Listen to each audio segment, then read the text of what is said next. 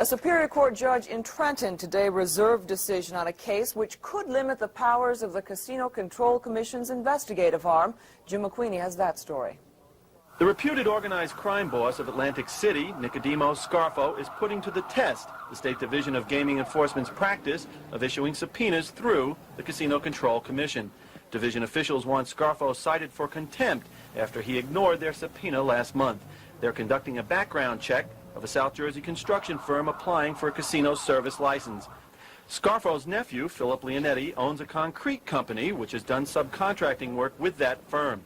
At today's hearing, Scarfo's lawyer, Philip Garber, said his client would comply with a subpoena issued by the Casino Control Commission, but not the Division of Gaming Enforcement, which he said has no right to force a person to testify under subpoena.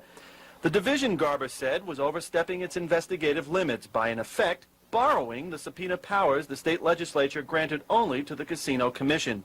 Not so, countered G. Michael Brown, the division's director. He said the legislature fully expected the casino investigators to get subpoenas, when needed, from the commission, acting as its investigative arm. Without that ability, Brown said, the background investigations would be hampered by balky witnesses and their findings incomplete. Judge A. Jerome Moore said he wanted to review the legislation granting subpoena powers to the commission, as well as today's testimony, before making a ruling. There was no indication when that decision would be announced. Meanwhile, Scarfo awaits sentencing for his conviction last month for illegal possession of a gun. In Trenton, I'm Jim McQueenie. And more than 1,000 casino workers are voting today in Atlantic City on whether or not to join a labor union, which has tried 6 other times to organize workers in the city's gaming halls. Dealers and croupiers at Bally's, Park Place, and Playboy will cast ballots until 9 o'clock tonight on whether to join Local 137 of Sports Arena employees. The union lost attempts to organize workers at Resorts International in 1978 and 80 and at Bally's Casino in 1981. The Casino Control Commission heard opening arguments today from Local 54 and the state's Division of Gaming Enforcement. The state is fighting the union's attempt to represent casino workers in Atlantic City. Brenda Flanagan reports. That was signed by the Commission. The Division of Gaming Enforcement opposes registration of the union based on alleged ties between Local 54 President Frank Gerace and reputed Philadelphia mob boss Little Nicky Scarfo. The DGE's case also focuses on 3 other union employees, citing their prior criminal records. Today, the DGE told the Casino Control Commission it would prove the union's alleged organized crime connections. You will hear testimony that Nicky Scarfo has confided that he helped place Frank Gerace and Robert Lumio into their positions of power in Local 54. You will hear testimony about how Frank Gerace helped bail out Nicky Scarfo, Phil Leonetti, and Larry Merlino after they had been charged with the murder of Vincent Falcone in 1979. Sturgis said the DGE plans to re-subpoena Scarfo to testify before the commission. Sturgis also alleged Gerace took an illegal payment from a North Jersey man who was appealing a conviction on labor racketeering. But union attorney Bernard Katz strongly disagreed. He characterized the Gerace-Scarfo relationship as a coincidence, a family acquaintance. That any innuendo, any slander, any defamation, attempting to use that type of relationship, the familial, ethnic, and geographic coincidences that exist, are just simply and purely an outrage. In addition, Katz repeated his claim that state agencies have no constitutional right to interfere with the operations of a federally regulated union. The DGE will begin its case on Friday morning when it will present evidence on the union's business agent, Carlos Lassane, and organizer Elijah Kirkland. Those 2 men may be called by the DGE as material witnesses. In Lawrenceville, I'm Brenda Flanagan. A Senate subcommittee today opened hearings on the influence of organized crime on the Hotel and Restaurant Employees Union. The center of today's inquiry was Atlantic City's controversial Local 54. Kevin Flanagan reports from Washington. The subcommittee had a long involvement tracing corruption in major labor unions. Today's testimony characterized the hotel workers' leadership in Atlantic City as among the most corrupt in the United States. According to the staff investigator, certain officials of the Hotel Workers Union have been associated with major organized crime figures. A number of the witnesses appearing before the committee were law enforcement officials who told how organized crime could move into the leadership of labor unions. That is that they are willing to use coercive measures. They They're more than happy to use violence. They will burn your business. They will blow up your car, blow up your home. They will kill you. They will threaten your family. And that gives them quite a competitive edge. While testimony given emphasized that almost all unions in New Jersey exist to serve their members, when there is a potential for great profit, organized crime has moved in. According to Charles Allen, who was hidden because he is a protected federal witness, there was a lot of potential for profit in Local 54. We'll say 10 years ago, Atlantic City was dying. Nobody wanted Local 54. Now, all of a sudden, Atlantic City came. Everybody wants Local 54 because of the gambling. When the committee turned to their final witness of the day, according to officials, the reputed Atlantic City organized crime boss, Nicky Scarfo, no answers were to be had. To all questions of his own involvement in organized labor in New Jersey, Scarfo refused to answer on the Fifth Amendment grounds of self-incrimination. The hearings are expected to continue tomorrow with testimony from the current president of Local 54 on the involvement of organized crime in his union. Kevin Flanagan in Washington for the New Jersey Nightly News. Little Nicky Scarfo testified at a Casino Control Commission hearing today on links between an Atlantic City labor union and organized crime. But as Steve Katz reports, the commission got few answers. It was a day the Division of Gaming Enforcement had waited for a long time. A chance to question Nick Scarfo, the reputed head of the Philadelphia-based Angelo Bruno crime family, about his connections with Frank Gerace, the president of Atlantic City's Local 54. The Casino Control Commission is investigating the 14,000-member hotel and restaurant employees and Bartenders International Union to see if it should be barred from operating in the resort because of the alleged mob ties. But all the commission got from Scarfo was a series of refusals to answer. Mr. Scarfo, let me ask you, if you have ever discussed any business affairs of Local 54 with President Frank Gerace since he has been president of that union? I respectfully decline to answer on the grounds of the 4th, 5th, and 6th Amendment.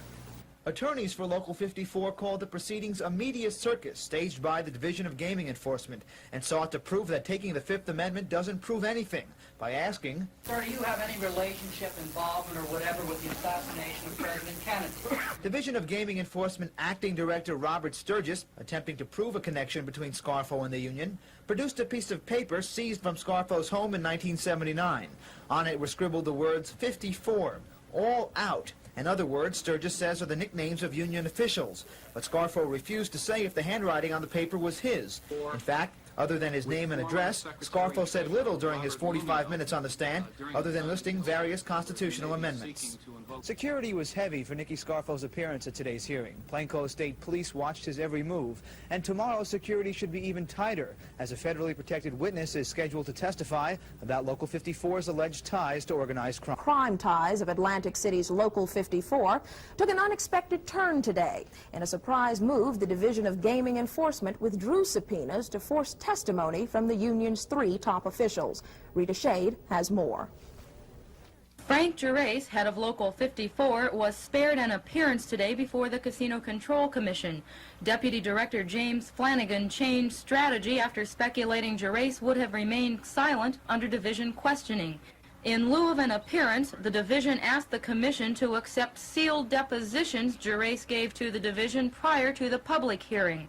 These depositions were made under a grant of limited immunity. There is an ample precedent for sealing an opinion. That does not mean that that opinion is sealed ad infinitum. I'm not too sure I understand how lawfully that can be done, but there's nothing in the deposition that I find disturbing. As a matter of fact, the deposition, if anything, is supportive.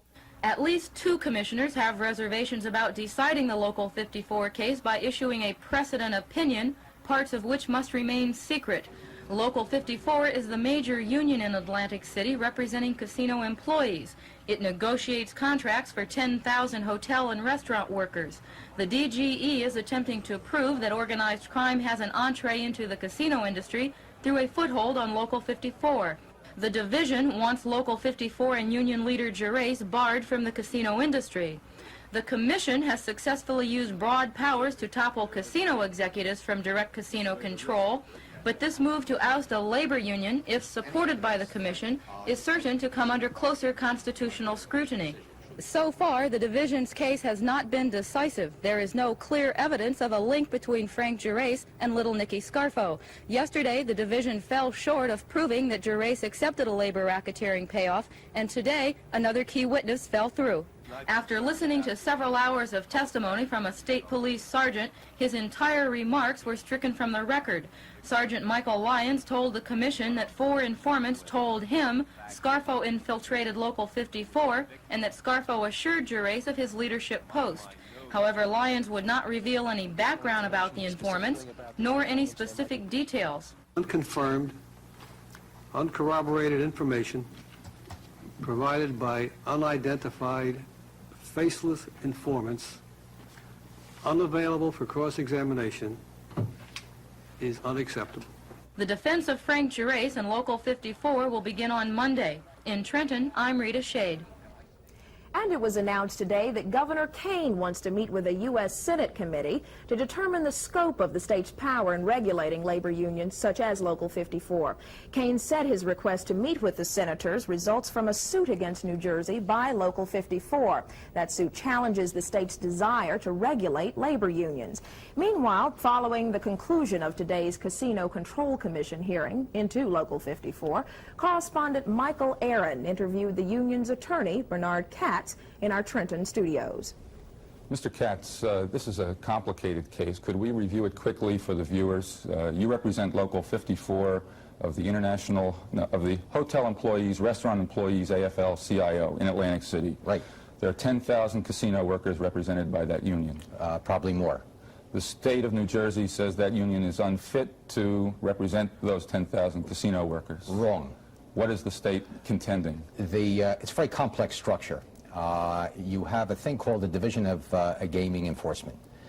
The Division of Gaming Enforcement, because of something we still can't quite figure out, has said that certain of the officials of Local 54 have, quote, associations, end quote, with people that the division considers undesirable, and that as a result of that, and as a result of the fact that that Local 54 will not come to the division like supplicants, the people who apply for licenses, the division has taken a position under the Casino Control Act that the Casino Control Commission, which is sitting in judgment at this time, should issue an order in some way interfering with the right of the union to collect dues.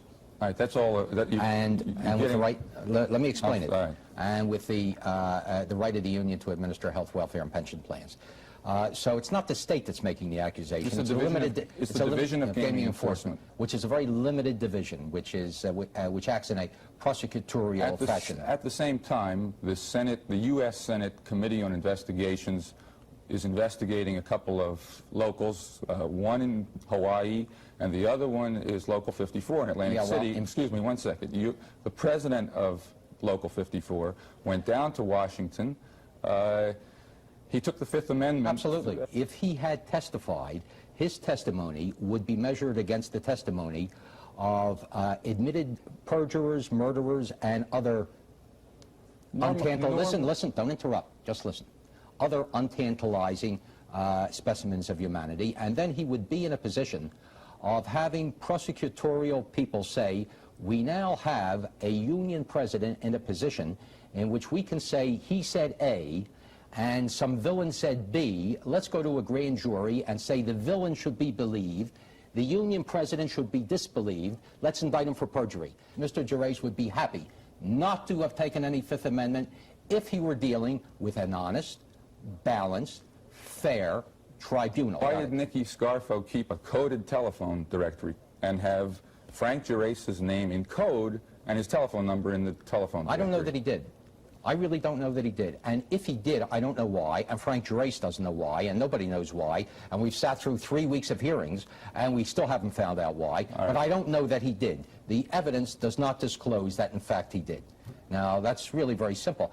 Please try to retain your objectivity. Don't become seduced by your own media misquotes. And by your own, I don't mean that personalized. Right.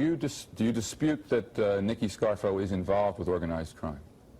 I neither dispute nor confirm. I know nothing about Nicky Scarfo other than what I read in the newspapers, and in view of the experience that I've had in reading the news media approaches so many things, it would be foolhardy of me to say that I can rely upon anything that I picked out in the newspapers. And if he is, let's postulate it hypothetically, Frank Gerace's relationship with Nicky Scarfo is coincidental to Gerace's union presidency. Frank Gerace has no relationship with Nicky Scarfo. Frank Gerace has an acquaintance with Nicky Scarfo that derives from the fact that their mothers, both mamas, Katie Scarfo and Lillian Gerace, both very charming ladies, incidentally, both of whom I've met, are lifelong lady friends, and that when Lillian Gerace wanted to move to a place in Atlantic City, her girlfriend and her girlfriend's husband, Mr.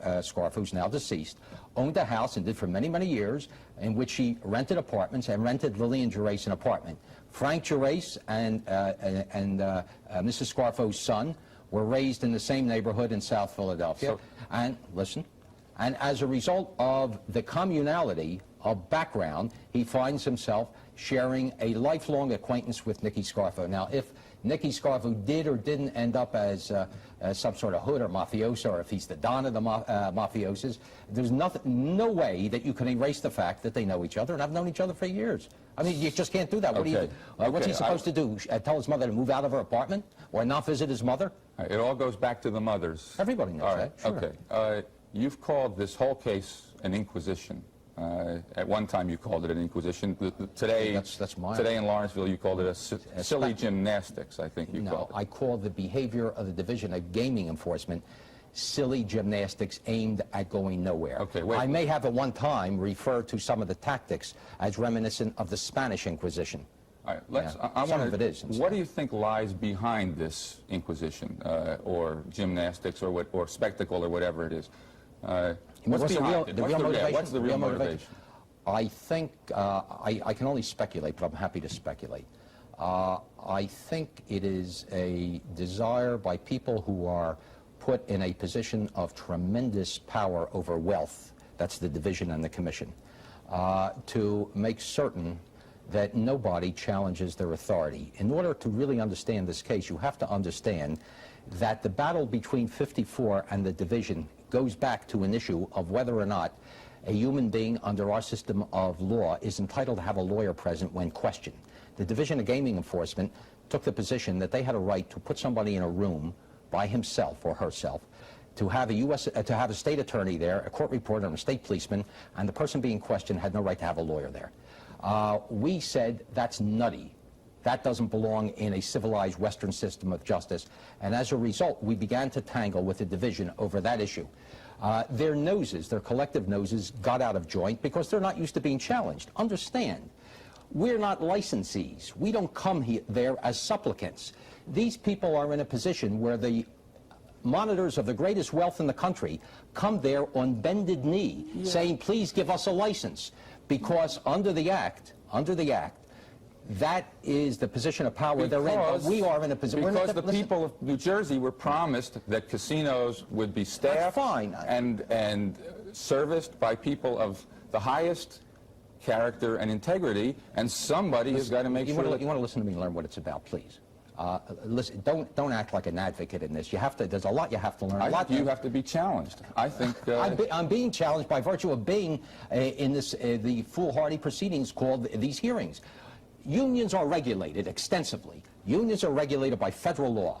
We are subject to the Labor Management Relations Act, the Labor Management Reporting and Disclosure Act, the Employee Retirement Income Security Act. We're subject to the strike force. We're subject to the IRS. We're subject to the Department of Labor. We're fully regulated. Unions are totally monitored, and we are also protected. Now, the purpose of our labor laws is not to subject collective bargaining and the representation of people to the whims, fancies, and caprices of local politicians put in posh positions of jobs such as exist here. Now, God bless the commission and the division, regulate the entrepreneurs, regulate the businesses. But not the unions. When it comes to collective bargaining, federal law regulates us, federal law protects our members, federal law protects the public.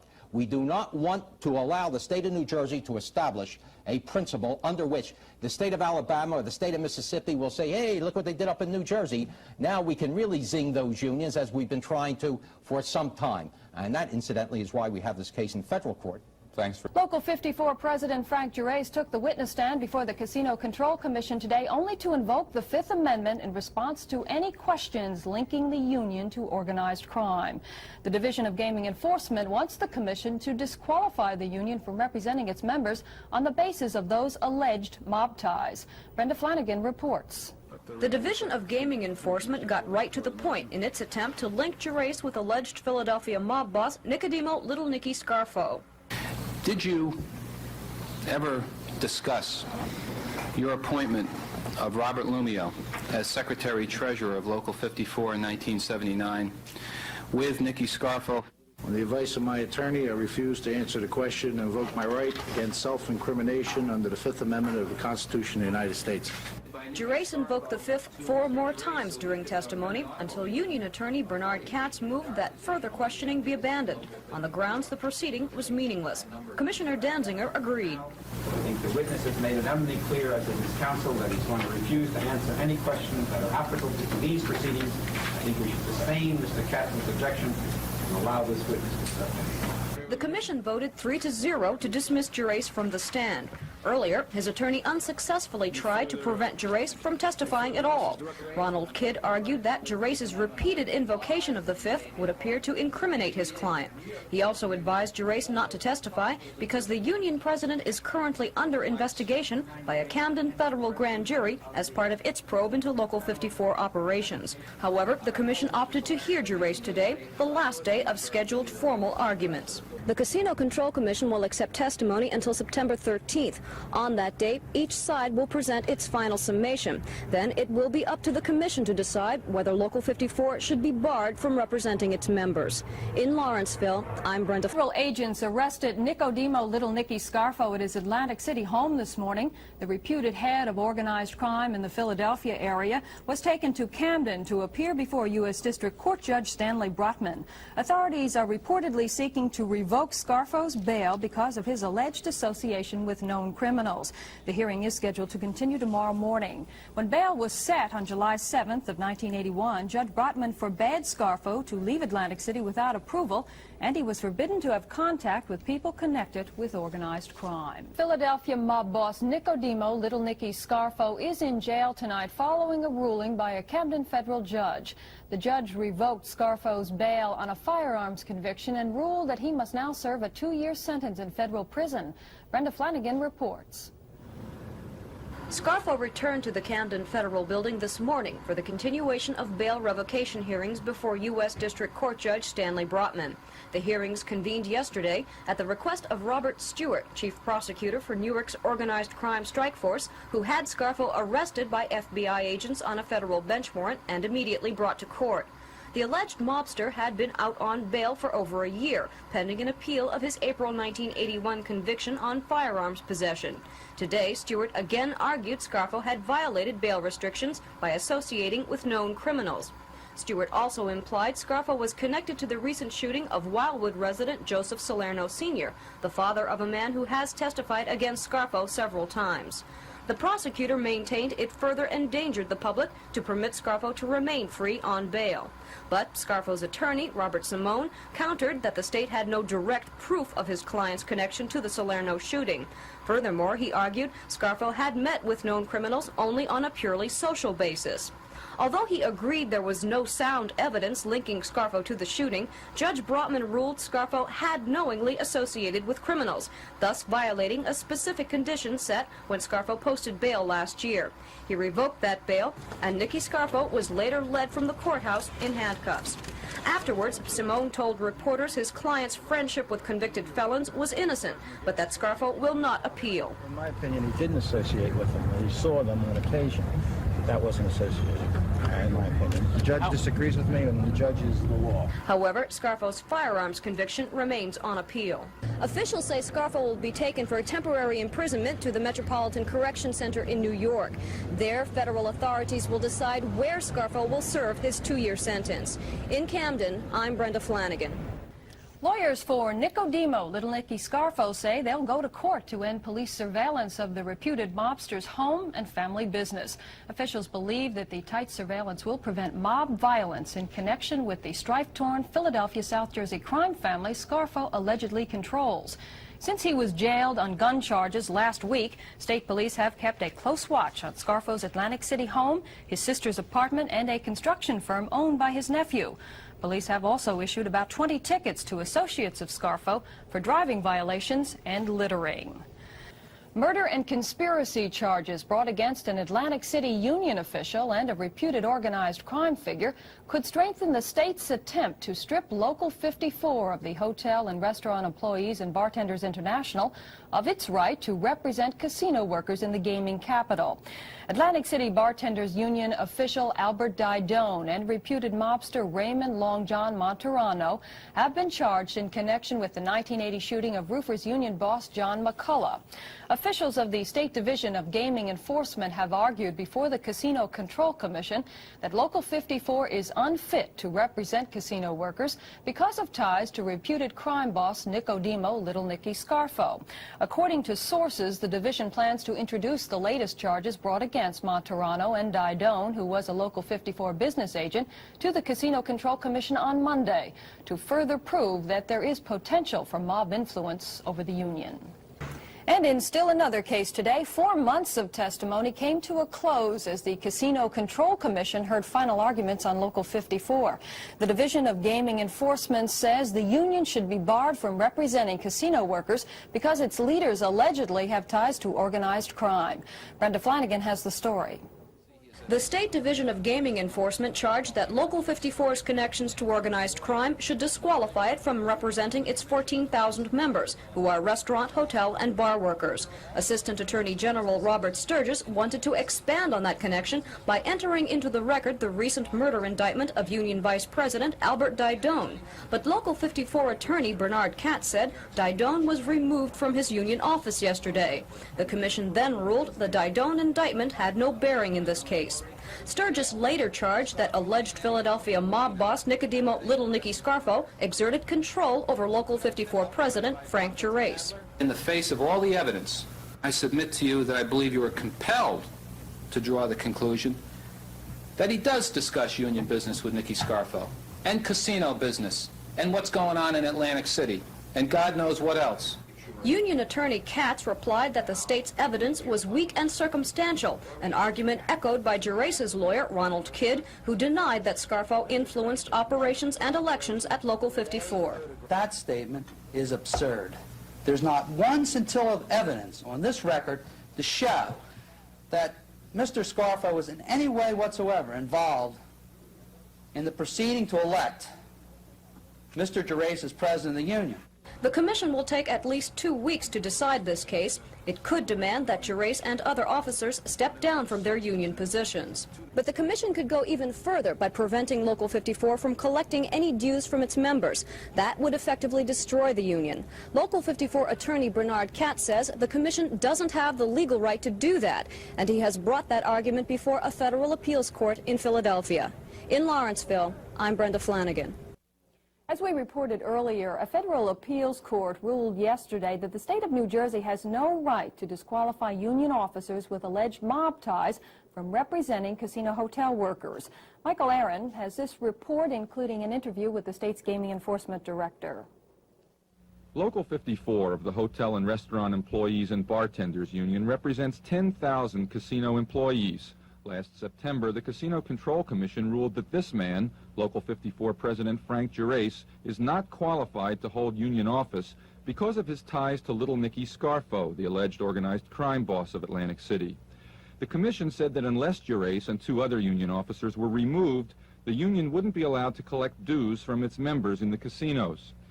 Yesterday's court ruling, however, upset all that. It said that regulating unions is solely the province of the federal government, and that the state had no business even holding hearings on the fitness of Local 54's officers. On its face, the decision looks like a major setback for casino regulation in this state. Here with me to discuss that is Thomas O'Brien, Director of the State Division of Gaming Enforcement. Mr. O'Brien, what's your reaction to this decision, and were you surprised by it? Well, first, you're right, Michael. It was a setback. Secondly, we're not surprised. We knew the hurdle that we had to overcome when we first got engaged in the litigation. You were telling me earlier 470 people work for the Division of Gaming Enforcement. What percentage of them were focusing their energies on union activities, and you'll have to reassign them to other things now? Well, not a large percentage. We have a labor unit that has been working full-time on labor union matters. We don't have a lot of people in the area, but it's a very important area for us. There are only 2 labor unions in the casinos, is that correct? That's correct. Local 54 and an operating engineers union. That's correct. There are 2 operating there now.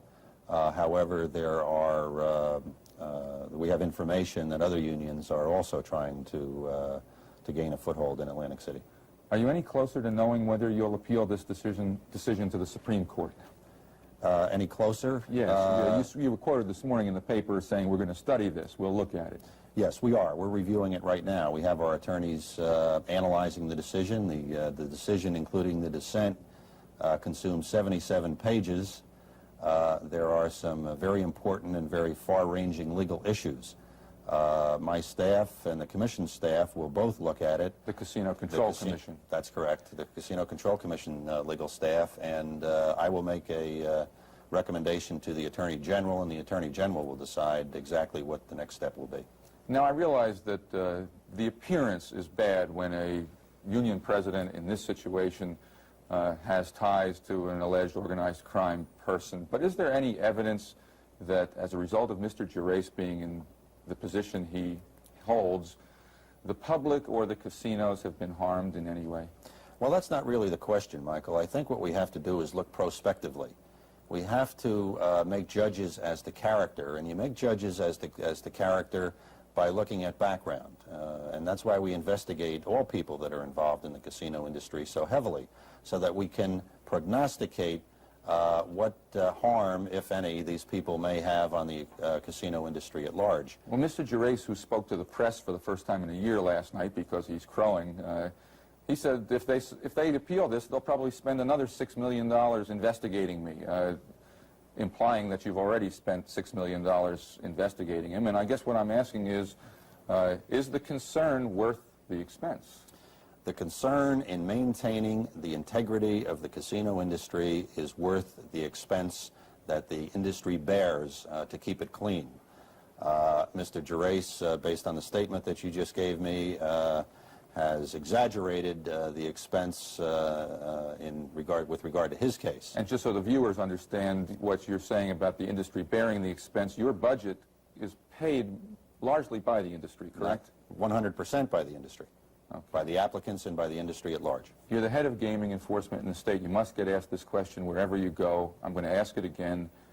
Is the mob in Atlantic City? Has it penetrated the casinos? In my opinion, from what I have seen in Atlantic City, and since I've been in the position of Director of Gaming Enforcement, I am satisfied that the mob, organized crime, has not penetrated the operation of casinos. Where my concern rests right now, and others that are in the business have the same concerns, is that the mob continually tries to penetrate the casino operations through the ancillary services, through the back door, so to speak, and possibly through labor unions. Well, now as a result of yesterday's ruling, the mob can penetrate the casinos through the front door via labor unions, right, Mr. O'Brien? Well, the thrust of the opinion of the Circuit Court of Appeals is that we cannot regulate, we cannot investigate, we cannot impose requirements on the labor unions. If that holds up, our hands will be tied to a certain degree in regulating that phase of the business. Thanks very much, Mr. O'Brien. I'm Michael Aaron. Law enforcement authorities are afraid that organized crime, having seemingly been stopped at the front door of Atlantic City's casinos, is now getting ready to use more indirect means of infiltrating the gaming industry. Labor unions, which represent casino employees because of the power they wield, pose an inviting target for the mob. G. Michael Brown is the director of the State Division of Gaming Enforcement. If bad labor officials who were concerned with personal gain and not the benefits and rights of workers had the authority to close down at will a casino floor, which would cause that facility to lose a gross income of $500,000 or $600,000 per day. I think it'd be a very dangerous thing to have in existence. In the casino industry, the name of the game is cash flow. If the floor of a casino is shut down, or even the profitable hotel operation, it could spell financial disaster. That's why the union headquartered in this building, Local 54 of the Hotel and Restaurant Workers and Bartenders International Union, has state officials worried. The local has more than 10,000 members, including waiters and waitresses, bartenders, cooks, and maids, all of whom help to keep Atlantic City's casinos in business. At the present time, the Local 54 employees range from 1,200 to 1,600 employees, depending on the season. What percentage roughly is that of your entire workforce? That's a little bit less than 50%. According to police sources, Nicodemo Little Nicky Scarfo, reputed to be a leading figure in organized crime, controls Local 54. Frank Gerace, the president of the local, is said by these same sources to simply be the front man for Scarfo. Federal investigators claim Angelo Bruno, the one-time Philadelphia mob boss, originally sent Nicky Scarfo to Atlantic City more than 20 years ago. Bruno's murder allegedly brought this man, Ralph Chicken Man Testa, to power, but then Testa was also killed. And Nicky Scarfo, a one-time bartender who was recently sentenced to 2 years in prison for illegal possession of a handgun, emerged as head of the old Bruno crime family. Or at least that's what some state officials say happened. Labor unions are regulated by the federal government. Atlantic City labor leaders contend the state has no authority over any union, regardless of its involvement with the casino industry. Of course, state officials see things a little differently. I think the state has the limited authority to require registration of labor unions and some information from the people. We're not trying to regulate what unions can represent workers in Atlantic City. We're trying to keep out of the labor movement improper influence, organized crime influence, the same as we've tried to keep it out of casino ownership, casino management, casino employment, or those people that sell products to a casino. By and large, the casino industry, which in the past complained about what it saw as over-regulation, seems pleased about the state investigating union leaders with the same zeal it probed into the backgrounds of casino owners. I think that because of the uniquely sensitive environment that exists here in Atlantic City, in the casino industry, I think the Commission has got to have the right to decide what those standards are. I don't think the federal statutes are adequately equipped to address the very specific issues that need to be addressed, and that's why the Commission is doing what it's doing. Officers of Local 54 have been refusing to submit to lengthy interviews with officials of the State Division of Gaming Enforcement. When the Casino Control Commission wanted to hold hearings on the allegations of links between Local 54 and organized crime, the union went to court to stop it. At the core of the union's defense is the contention that allowing the state of New Jersey to regulate labor organizations would invite widespread anti-union efforts elsewhere. That's the argument advanced by the state AFL-CIO, as well as Bernard Katz, Local 54's attorney. I received a call from Alabama, from a union lawyer in Alabama. He said they're talking about the casino control industry in our legislature in Alabama as to if they can get away with that and what they want to do to throttle labor organizations in the state of New Jersey. Just think what they're going to do with that precedent down in Alabama, where they pick an industry that they say is uniquely susceptible to some type of, quote, corruption, end quote, and needs special regulation. We spoke to Local 54 President Frank Gerace earlier this year when charges of corruption were first leveled at his union, but Gerace's secretary said he was too busy to talk to us again. Union attorney Bernard Katz denies that his clients have any ties to organized crime and in turn charged state officials with using tactics which smacked of McCarthyism. Brown and his subordinates took the position that despite the silence of the statute, despite there being absolutely no basis in law for their reaching the conclusion, that they had a right to drag somebody into a room, to lock the doors, to question them under oath, and not to allow them to have anybody present to at least observe what was going on, and not to allow them to have legal counsel. Well, this is so offensive to basic concepts of our constitutional life here in the United States that we said, you're wrong, you're crazy, you're nuts. We are an administrative agency. This isn't a grand jury. We're not the Division of Criminal Justice. We're not looking for criminal conduct. We're trying to determine whether individuals possess the requisite character to be involved in the casino industry. We do that with all people. We do it with chairman of the board, and we do it with chambermaids. And I don't think there should be any special rule covering some people that Mr. Katz represents. The business-as-usual atmosphere of Atlantic City casinos belies the crucial power struggle which is underway there. While the state doesn't have the authority to exclude any labor unions from the casino industry, under the Casino Control Act, a union whose leaders do not meet the strict character requirements set for casino employees can be prevented from collecting union dues or managing employee pension funds, something which could effectively put a union out of business. And it is precisely this kind of action Local 54 is trying to forestall.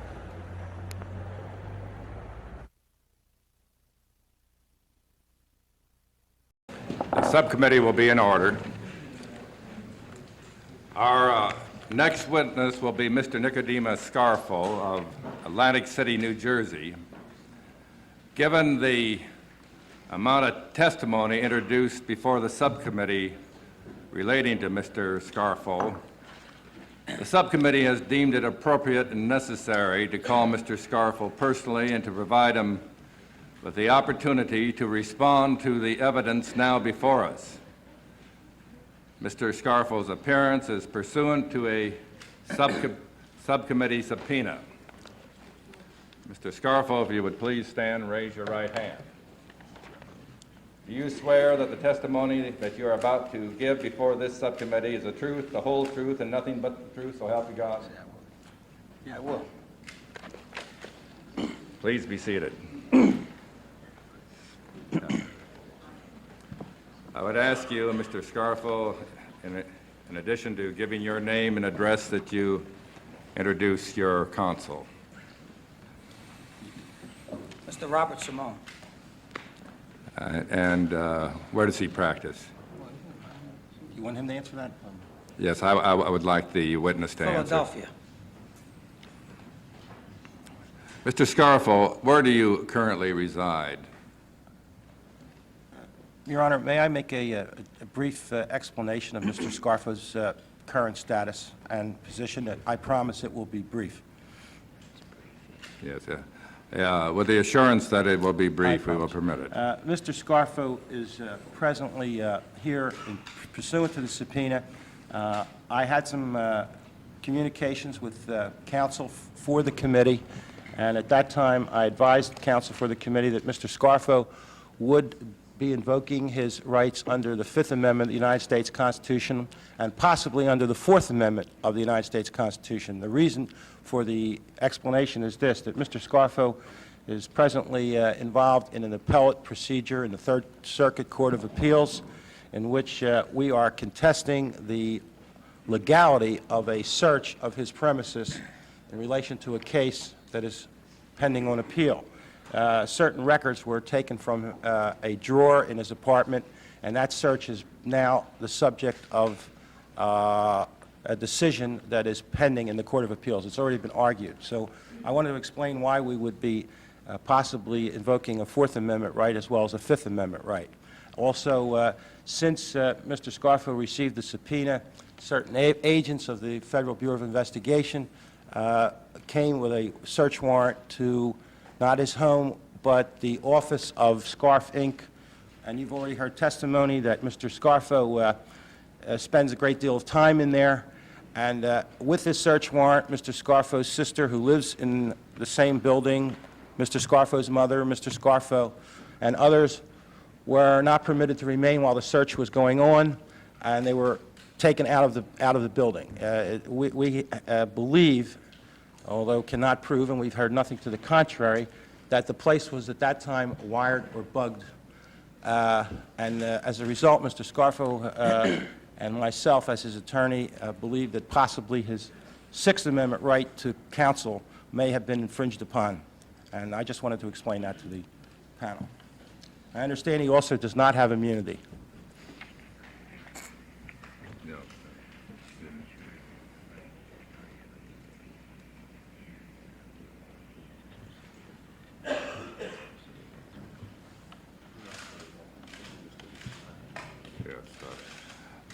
First, I confirm that Mr. Scarfo does not have immunity. But we intend to proceed with the questions, and of course, you can take appropriate action, and we will review your objections at that time. Mr. Scarfo, where do you currently reside? 26 North Georgia Avenue, Atlantic City, New Jersey. Have you ever been convicted of a crime? I invoke my right under the Fifth Amendment of the United States Constitution and decline to answer the question. Want me to continue? What do you do for a living? I invoke my right under the Fifth Amendment of the United States Constitution and decline to answer the question. Do you know Frank Gerace, the president of Local 54 of the Hotel and Restaurant Employee Union? Same answer, sir. What has been your relationship with Frank Gerace? Same answer, sir. Have you ever discussed Local 54 business with Frank Gerace? Same answer, sir. Excuse me, Mr. Chairman, he's giving this answer, same answer, just to save time, unless you prefer that he read his Fifth Amendment reason. Are you saying that irrespective of what the question? No, sir. He'll not irrespective of the question, but when he says same answer, he's referring to his Fifth Amendment right alone. His Fifth Amendment. Did you know Angelo Bruno and Phil Testa? Same answer, sir. What was your relationship with Bruno and Testa? Same answer, sir. Do you have any knowledge concerning the identities of anyone responsible for the murder of Angelo Bruno? Same answer, sir. Do you have any knowledge concerning the identity of anyone responsible for the murder of Phil Testa? Same answer, sir. Mr. Scarfo, why did you maintain the phone numbers of Frank Gerace and Sue Holland in a coded system of records? I refuse to answer the question on the grounds of the Fourth and Fifth Amendments of the United States Constitution. Did you know Robert Lumio? I invoke my right under the Fifth Amendment of the United States Constitution and decline to answer the question. What was your relationship with Robert Lumio? Same answer, sir. Did you ever discuss Local 54 business with Robert Lumio? Same answer, sir. Do you know any of the following individuals associated with Local 54? Al Diodone, D-I-A-D-O-N-E, Vice President; Eli Kirkland, Organizer; Carlos Lassane, Grievance Manager. Same answer, sir. Do you know Frank Latino? Same answer, sir. What has been your relationship with Frank Latino? Same answer, sir. Did you ever have any discussions with Phil Testa concerning the appointment of the consigliere for the Bruno family? Same answer, sir. Do you know any members of the Genovese or Gambino crime families? Same answer, sir. Have you filed income tax returns since 1975? Same answer, sir. Senator Rutland? What if you might tell us about the trial that you underwent in 1980? Just tell us what you were charged with.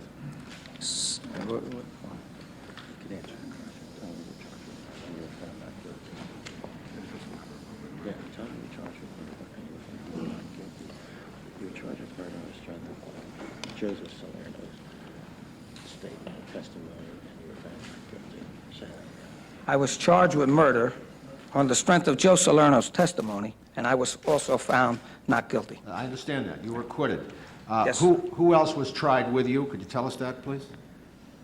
Who are your fellow defendants? Lawrence Molino and Philip Leonetti, which are also acquitted. And the name of the deceased again? The man who was killed by someone? Vincent Falcone. Say again, please. Vincent Falcone. Could you spell that last name, please, just for me? Falcone. And was he a friend of yours? I invoke my right under the Fifth Amendment of the United States Constitution and decline to answer the questions. And how old are you, Mr. Scarfo? 53. And where were you born?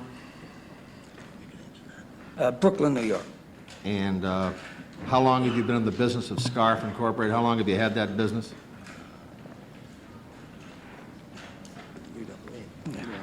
I invoke my right under the Fifth Amendment of the United States Constitution and decline to answer the question. I'm going to ask counsel to have Mr. Scarfo advise him again. Did he get your instruction correctly? I just asked him at what time Scarf Incorporated was in business. Well, did he understand your... Yeah, the question presumes something that's not a fact, sir. Mr. Scarfo is not related to Scarf Inc. It's his nephew, Philip Leonetti. I see. That was the testimony. I wonder if you might tell me how long the gentleman on your left, Mr. Simone, has represented you as your counsel.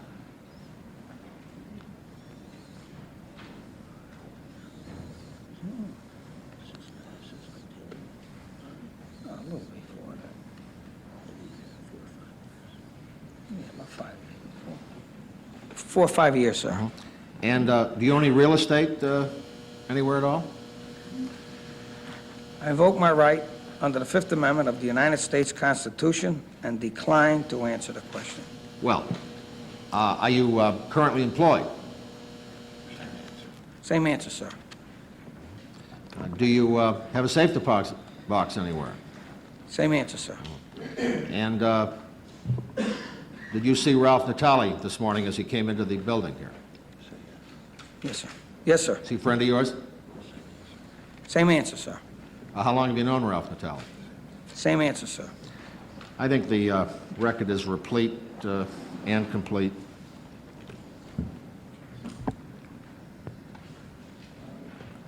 Mr. Scarfo, I have to state very plainly and bluntly that I'm disappointed. Disappointed that you have answered none of the questions propounded either by Senator Rudman or myself. You have sat here this morning and your name and involvement in matters under investigation by this subcommittee have been prominently mentioned and discussed. And we think it's important that you answer these questions. Now, the subcommittee is going to be continuing to proceed with these investigations, and we will take your taking the Fifth and other objections under advisement. I admit and recognize that you have a constitutional right to take the Fifth Amendment where it incriminates yourself, but very candidly, in any number of these questions, it's extraordinarily difficult to see why this action is appropriate. This will conclude the questioning of you, Mr. Scarfo. As I said, we will perhaps be back in contact with you. And the subcommittee is in recess until tomorrow morning at Thank you very much. 10 o'clock. Sir, your attorney, I need Bobby.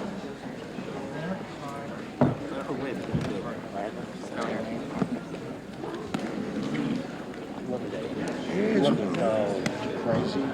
Suppose we don't show up to it. Oh, man, all right. The city? I don't have a car. That's S-I-M-O-N-A. S-I-M-O-N-E in your first name.